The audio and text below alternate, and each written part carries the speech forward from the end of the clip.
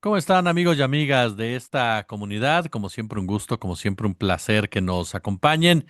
Hemos estado platicando con ustedes sobre esta marcha que se desarrolló el sábado, en un principio autonombrándose como Marcha de la Generación Z México, lo cual fue desmontado conforme fueron pasando los días. Posteriormente se sumaron personajes que supuestamente no estaban en un principio, como Emilio Álvarez y Casa, Guadalupe Acosta Naranjo, el PAN, el PRI, usufructuando incluso con la bandera de One Piece. Y lamentablemente lo que algunas voces habían advertido, la violencia que se hizo presente, pero una violencia que llamó la atención, no porque no en otras manifestaciones no hubiera existido violencia. Hubo momentos, por ejemplo, en la toma de posesión de Peña Nieto, que fue muy violenta la forma en cómo la gente se expresó, pero diferencias sustanciales. Cuando la protesta viene de abajo para arriba, es muy marcada la manera en cómo se expresan, incluso el caso de los estudiantes de Ayotzinapa, el caso, por supuesto, de los profes de la CENTE, en fin, a lo que vimos el fin de semana. Quien estuvo presente, le agradezco muchísimo de verdad que comparta con nosotros su opinión, es mi querido Alejandro Meléndez. Él es fotoperiodista, un hombre que estuvo ahí, que ha hablado ya, por supuesto, en otros espacios como el del maestro Julio Astillero, y con quien vamos a tener el honor, como siempre, de platicar. Alex, ¿cómo estás? ¿Cómo estamos, Jesús? Qué gusto estar en este espacio, como siempre. No, hombre, como siempre es un gusto recibirte, amigo. Oye, ¿qué diferencias, yo por ahí comenzaría, qué diferencias viste o cómo describirías lo que viste de este grupo que operó el sábado, que generó la violencia el sábado, a lo que hemos visto ya en otras ocasiones? Sí, hay completamente distancias entre el movimiento del bloque negro, que por cierto queremos decir que sobre todo los movimientos de izquierda, pues tratan de hacer en sus previas un protocolo para hacer que el bloque negro disminuya y no sea tan violento para que sobre todo el discurso de izquierda y de las demandas legítimas, también en el caso de familiares desaparecidos, de Ayotzinapa, pues se lleve la voz de estas personas que tienen cosas que decir y que muy importantes en las manifestaciones, pero sobre todo al final dar un discurso contundente que diga, esos son nuestros reclamos, queremos esto, queremos hacer una mesa de diálogo y tal. Pero no, lo que vimos aquí es finalmente, y por eso yo lo he denominado el principio de un golpismo, porque lo que vimos es llegar a reventar todo. Este grupo, que por cierto ya se están dando más información y como yo lo dije, había miembros de cárteles ahí metidos, ahorita se empieza a relacionar ya estos cárteles con comerciantes también que están en la zona del centro histórico, con la Alessandra Rojo de la Vega claramente, entonces no son hechos aislados, sino es un complemento de esta derecha que siempre recordemos desde hace mucho tiempo ha hecho un laboratorio en toda Latinoamérica para intentar buscar estos golpes a, sobre todo, gobiernos democráticos de izquierda llevados por votación popular, lo cual, cuando ellos no pueden lograr una votación mayoritaria, empiezan a hacer esto. Entonces, estos grupos, si tú viste, no hubo un templete para, es más, la abuelita de Carlos Manso se retiró porque dijeron, aquí hay una cuestión de provocación, no nos están dejando dar nuestro discurso, nos retiramos, no estamos a favor de esa violencia. Y estos grupos ya estaban desde antes de que llegara la marcha, ya habían llegado. Es muy raro que trajeran cuerdas, trajeran cuestiones para romper candados. Entonces ya estaba operado esto, pero lo más importante es qué es lo que iban a hacer si entraran a Palacio Nacional, cuáles son sus demandas. Nadie pudo responder esta pregunta. Entonces, es finalmente esta cuestión de la derecha de hacer el caos, de tratar de montar este caos, de tratar de montar esta violencia y finalmente es un discurso donde no hay un fondo de peticiones, dentro de ellas, bueno, en el recorrido de la marcha, sí se oyeron sobre todo de los jóvenes, pues la cuestión de seguridad y cuestiones, por ejemplo, tenemos la cuestión de las 40 horas que se tienen que hacer, que son cuestiones legítimas, pero estas cuestiones no estaban en este grupo. del Zócalo, lo cual es terrible. Y como yo te decía, pues generalmente en los movimientos de izquierda lo que se trata es de a estos grupos decirles, ya, o sea, déjenos hablar, déjenos dar este discurso, no se lleven la violencia para que se ponga abajo el discurso y se trata de calmar. Acá no, acá las mismas personas que estaban ahí empezaron a repartirles agua, les dieron comida, había vendedores para latas de Sprite, había vendedores para bengalas para que aventaran. Entonces era una cuestión de seguir fomentando la violencia y la violencia y escalar la violencia. Y a mí lo que me preocupa es que esta escalada de violencia pueda cobrar alguna de las vidas de tanto de policías como de manifestantes, cualquiera de los dos. Este tipo de violencia ni de un lado ni del otro tiene que ser permitida. Entonces, pues sí es peligroso que esta derecha empiece a hacer como lo hizo muy bien en Venezuela las guarimbas para crear esta violencia y pues poder atacar también a la misma ciudadanía. Oye, estos dos puntos que mencionas, esta excelsa primera interpretación que dio Alex, la primera que te preguntaría, tú eres un hombre que has tenido ya un recorrido como tal en las manifestaciones. Te hemos visto en muchas ocasiones ahí, justo ahora sí que en el frente de batalla, como se le dice. Y hay gente que intenta vincular al bloque negro, pero ¿cuáles son las diferencias con el bloque negro tradicional y este grupo en particular? Sobre todo en el caso concreto del bloque negro tradicional, oye.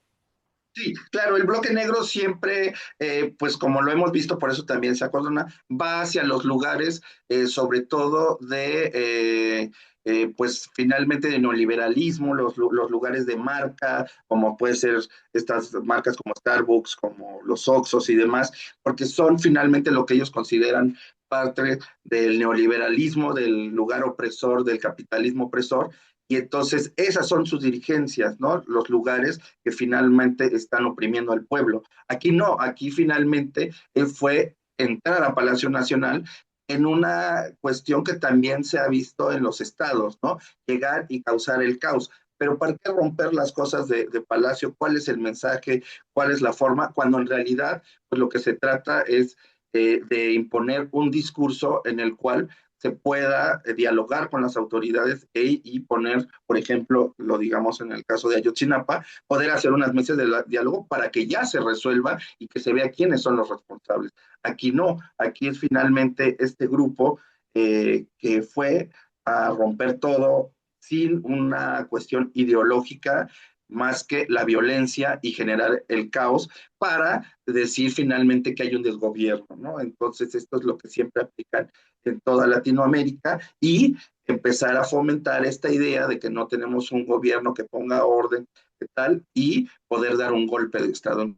Peligroso porque esto implica más violencia. También, la verdad, en esa parte, la cuarta transformación ha sido respetuoso en las cuestiones de las manifestaciones, porque si recordamos tanto con Calderón, con Peña Nieto, estas cuestiones duraban alrededor de 15 minutos. Alguien, y en un grupo mucho más reducido, hubiera hecho eso, sacaban a la policía, gases lacrimógenos, había violencia con pistolas de goma, con balas de goma y demás, que también lo vemos en Chile, con la derecha y esto. Y aquí no, aquí se les ha permitido hacer. Sí, al final sí hubo en el operativo hubo un caos, como también lo hubo en el 2 de octubre, donde fue mal llevado el operativo y también hubo cuestiones y ataque a manifestantes que no se debieron de haber dado y a prensa, pero finalmente se resistió y se dio espacio a que ellos generaran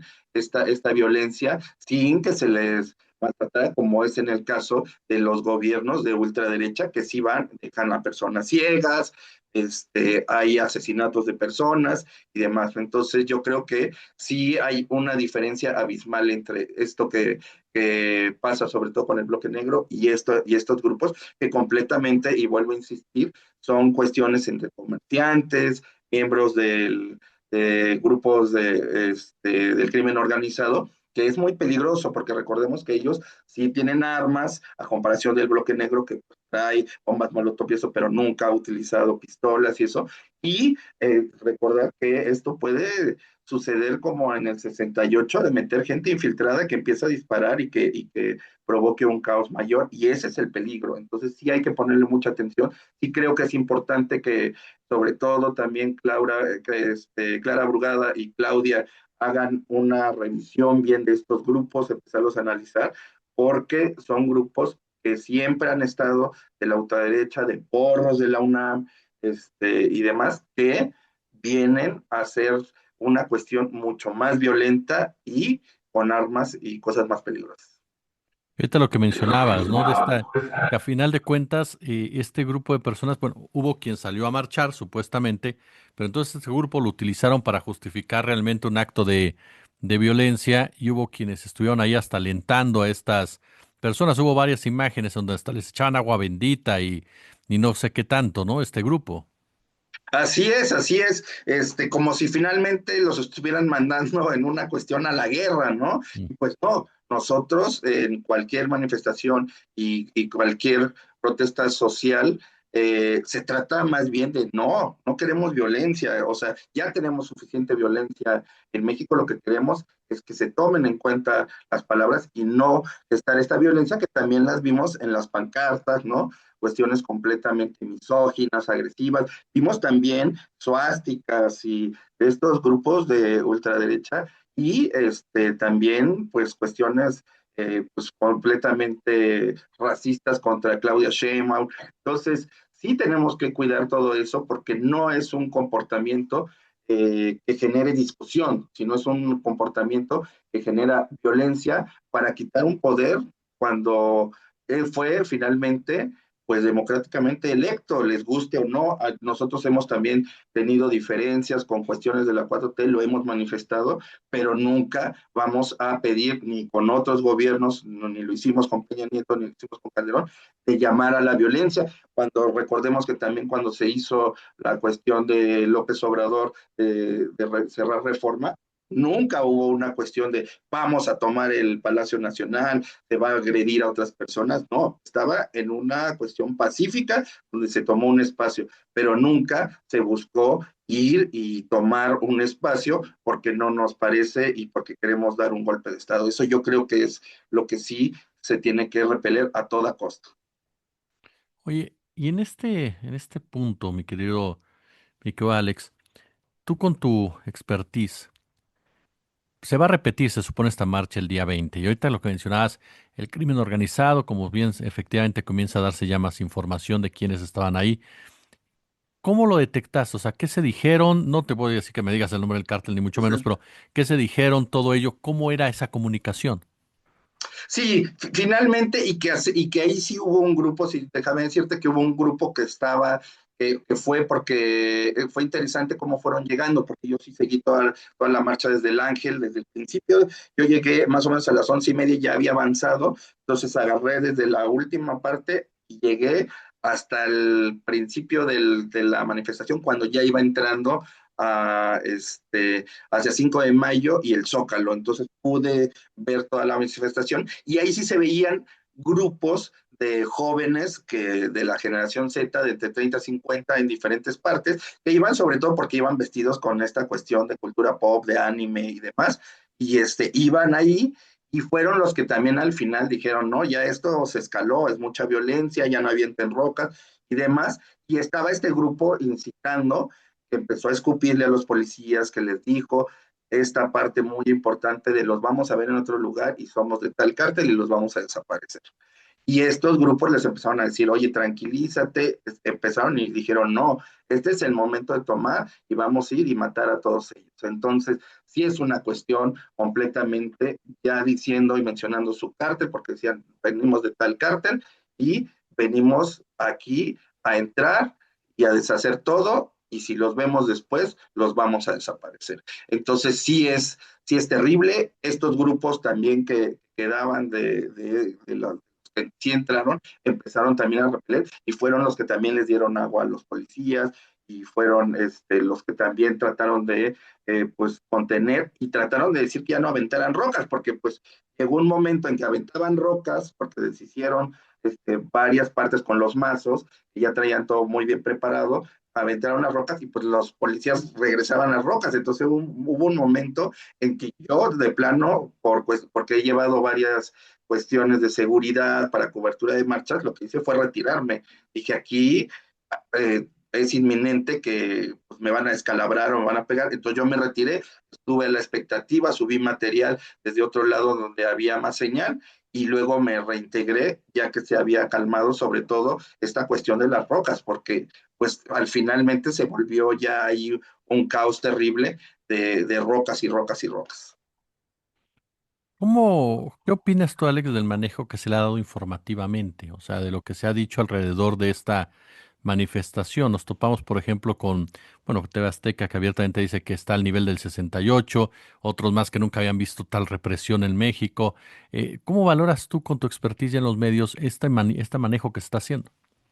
Fíjate que nosotros vamos a un lugar, siempre después de las manifestaciones, muy cerca del Zócalo, porque es muy estratégico, está en Isabel la Católica, y ahí editamos generalmente el material y lo logramos mandar porque aparte tiene muy buen internet, y tenían justo la TV Azteca en vivo, y cuando estábamos pues editando el material, para mandar las notas y fotos, video, vimos una cuestión ya hecha, ¿no? Como muy montada, sobre todo de TV Azteca, hasta con videos de López Obrador ya editados con anterioridad, que no los sacas en ese momento, sino ya estaban hechos. Entonces, hay un completo montaje de las televisoras.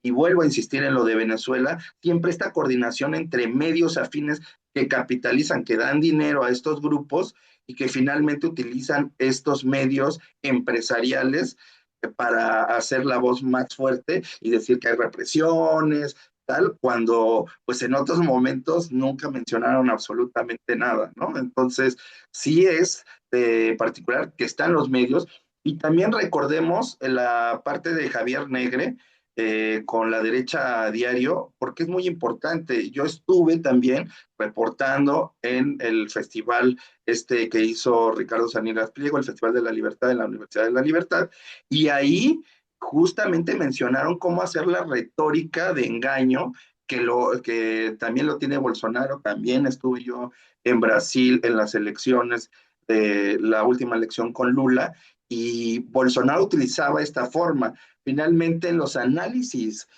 fuertes que hizo Lula para poder ganar la última elección, era hacer una cuestión justo de contrarrestar con esta cuestión como infodemia para desmentir las respuestas. Y cuando ganó Bolsonaro, se producían alrededor de 100 noticias falsas por minuto.